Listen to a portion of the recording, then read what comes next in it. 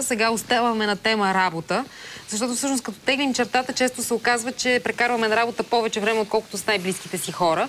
Затова грижовните работодатели по света все повече мислят за своите работници. Големи компании купуват златни рибки, мравеферми или кактуси за офисите на служителите си, за да им създадат уют и добро настроение на работа. Други им осигуряват възможността да бъдат масажирани на работа, както вече практикува Сашо тук в непосредствена близост, масаж по време на работа. Това е изключително приятно. Така ли? Много по-добре от мравки или от кактуси. Добре. Дори рискувам да кажа, че и от теб е по-добре. Сигурно, сигурно. А какви грижи за почивката на служителите трябва да осигурява един работодател? За това ще говорим сега с специалист в сферата на човешките ресурси Ива Тодорова и Десислав Иванов, който е управител на фирма за масажи в офиса, докато Сашо се наслаждава на масажа. Здравейте! Здравейте! Споменахме какво правят на Запад. Сигурно може да дадете още много примери в това отношение. Приближава ли се България към тези практики? Ами все още в България не е толкова популярно и честа практика да се практикува масаж в офиса, но има фирми, които го правят. Примерно фирми, които са в хай-тек сектора, фирми, които са добри световни лидери, работодатели, които подсигуряват един така сериозен комфорт на служителите. Честата практика е по-базов комфорт, свързани с придобивки за хранене, дали безплатно или пък на преференциални цени, освежителни напитки. Това е по-честата практика. Но и масажа вече съществува. А кои са най-любопитните примери от западни компании, предполагам, че са предимно западни или при всички положения чужди, които вие сте срещали? Имам пред за различни начини за осигуряване на по-голям комфорт на служителите. Да, има примери, отново добри работодатели, които са или в консултантска сфера, или в IT компании, когато има напрежение, стрес в работата и могат да си го позволят, зависи много от сферата всъщност на бизнеса, да речем, практикува допълнение на масажа, стая за релакс или пък стая за следобедна дрямка, нещо, което е много интересно, 30 минути следобедна дрямка.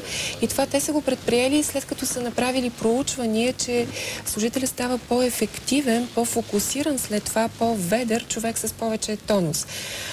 Допълнително, да речем, фризьорския салон може да е на място в сградата, в която работиш и безплатно. Звучи много удобно. Да, или пък спа процедури, химическо чистене, всичко, което облегчава човека в ежедневието. Какви са вашите наблюдения? Не си ли казват българските работодатели като цяло, не стига, че заплата му плащам, ами масаж в офиса ще му осигурявам?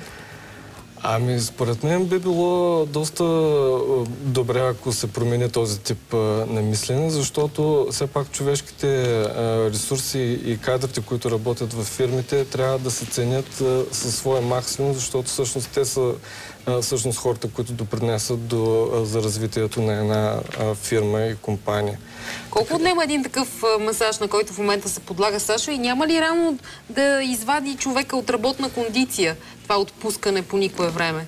Така, това отпускане по никое време всъщност е тонизиране в възможно най-адекватното време, което може да има. Това е работният процес, в който ние все по-често изпитваме някакъв стрес, който трябва да го облегчаваме по някакъв начин. Това е един изключително удобен, практичен и услуга, която на 100% работи.